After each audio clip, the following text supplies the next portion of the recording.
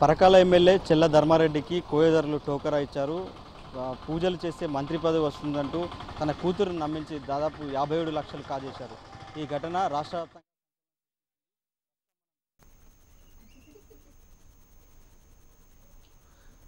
తెలంగాణలో సంచలనం సృష్టించిన కోయదొరల వ్యవహారం హాట్ టాపిక్ గా మారింది. పరకాల ఎమ్మెల్యే చల్లా ధర్మారెడ్డి కుటుంబ సభ్యులకు టోకరా వేసి 57 లక్షల రూపాయలు కాజేసిన వ్యవహారంపై కోయ కుటుంబాలు మౌనం దాల్చాయి. ఈ కేసులో వరంగల్ కోయవాడలో నివసించే పస్తం నరసింహరాజు రాజులను పోలీసులు అరెస్ట్ చేశారు. అయితే బాధిత కుటుంబాలు మాత్రం ఈ వ్యవహారంపై పొరపాటు జరిగిందని ఒప్పుకుంటున్నా కూడా మీడియాతో మాట్లాడేందుకు నిరాకరిస్తున్నారు. ఎమ్మెల్యే కుటుంబానికి టోకరా వేసిన ఆ కాలనీలో ప్రస్తుతం నిశ్శబ్దం అలుముకుంది. కోయవాడ నుంచి మరిన్ని వివరాలు మా ప్రతినిధి బాలకుమార్ అందిస్తారు.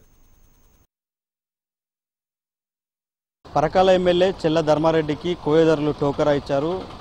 పూజలు చేస్తే మంత్రి పదవి వస్తుందంటూ తన కూతురును నమ్మించి దాదాపు 57 లక్షలు కాజేశారు. ఈ ఘటన రాష్ట్ర వ్యాప్తంగా సంచలనం సృష్టించింది.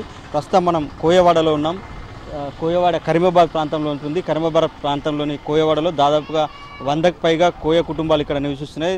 దశాబ్ద కాలం నుంచి కూడా కోయ కుటుంబాలు ఇక్కడ స్థిర నివాసం ఏర్పాటు చేసుకున్నారు. వీళ్ళ వృత్తి మాయ మాటలు చెప్పి ఈజీగా బుట్టలో వేసుకుంటారు వీళ్ళంతా కూడా. అయితే అదంతా కూడా పూట గడవడం కోసమే అని చెప్పి వీళ్ళంతా చెప్తారు. కూటి కోసం కోటి కష్టాలంటూ కోయదరులు ఇక్కడనే నివసిస్తుంటారు. వీళ్ళంతా కూడా జీవనం కోయ చెప్పడం, తమ అదృష్ట జాతకాలు చెప్తామంటూ చెప్తుంటారు. ప్రస్తుతం ఈ నరసింహరాజు ఎవరైతే ఎమ్మెల్యే చెల్ల ధర్మారెడ్డిని మోసం చేశారంటూ పోలీస్ స్టేషన్లో పిటిషన్ ఇచ్చారో పస్తం లక్ష్మీ నరసింహ ఆయన నివాసం వద్ద ఉన్నాం. ప్రస్తుతం ఇదే పస్తం లక్ష్మీ నరసింహ నివాసం. ఇతనితో పాటు ఇంకో రాజు అనే వ్యక్తి ఇద్దరు కూడా ఎమ్మెల్యే చెల్ల ధర్మారెడ్డి ఇంటికి వెళ్తారు. ఆ ఎమ్మెల్యే చెల్ల ధర్మారెడ్డికి కూతుర్ని మాయమాటలు చెప్పి బుట్టలో వేసుకుంటారు. పూజలు చేస్తే కుటుంబానికి మేలు జరుగుతుంది, అదేవిధంగా మీకు కొడుకు పుడతాడంటూ ఇలా అనేక రకాల మాటలు చెప్తారు. మాటలు చెప్పి వాళ్ళని వలలో వేసుకుంటారు. ముందుగా 1 లక్ష రూపాయలు అడ్వాన్స్గా తీసుకుంటారు. ఆ తర్వాత 57 లక్షలు కాజేస్తారు. ఇదంతా కూడా ఒక వారం 10 రోజులుగా పక్క ప్రణాళికతో ఇద్దరు కోయదొరలు వాళ్ళకు మోసం చేస్తారు. అయితే ఆ కోయదొరల నివాసాల వద్ద ఉన్న వాళ్ళ కుటుంబ సభ్యులు ఏ మేరకు స్పందిస్తారని తెలుసుకునే ప్రయత్నం చేస్తాం. వాళ్ళు మాత్రం ఆ గేట్లు తీయడానికి కూడా నిరాకరిస్తున్నారు. మాట చెప్పేందుకు, అసలు ఏం జరిగిందనే అంశాలు చెప్పేందుకు కూడా వాళ్ళు మాట్లాడేందుకు నిరాకరిస్తున్నారు. ఇది లక్ష్మీ నరసింహ ఇల్లు అని చెప్తారు.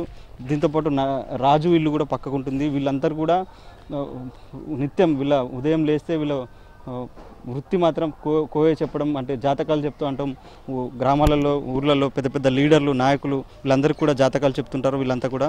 అయితే ఎమ్మెల్యే చెల్ల ధర్మారెడ్డికి కూడా ఇదే తరహాలో చేదు అనుభవం ఎదుర్కోవడంతో ఈ విషయం రాష్ట్ర వ్యాప్తంగా కూడా సంచలనంగా మారింది.